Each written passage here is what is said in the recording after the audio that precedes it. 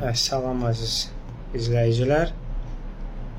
Dünən baxırdım, səhv eləmirəmsə, CBC-nin rus versiyasını pultdan eləyirdim. Gördüm, Fransadan danışırlar və biz Fransanın siyasətinin, Azərbaycana qarşı siyasətini biz də tənqid edirik. Amma görün, Makronu bizim CBC-nin rus versiyası bu ağıllılar nə ilə tənqid edirlər. Makronun İsrailə qarşı siyasəti ilə.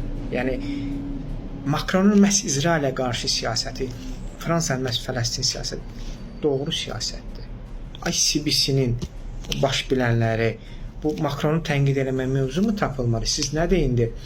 İsrailin etdiyi cinayətlərə görə Fransa etiraz edirsə və buna görə əgər bunu Makron edirsə, bunu siz pisləməyə başlamısınız.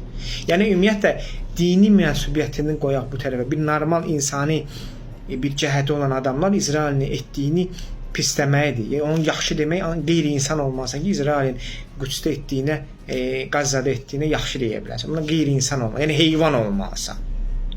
Yəni, bunu Makron yox, Paşinyan sabah durursa, İsraili pisləsə, bunu dəstəkləməliyik biz. Deməli, düz eləyirsən.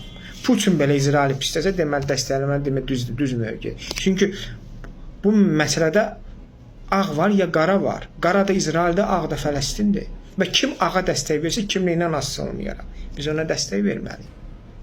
Ən az ona görə onu tənqid etməməliyik. Dəstək verməyək. Ən az ona görə onu tənqid etməməliyik. Yəni, CBC nədir ki, bu İsrailin vəkili çıxır.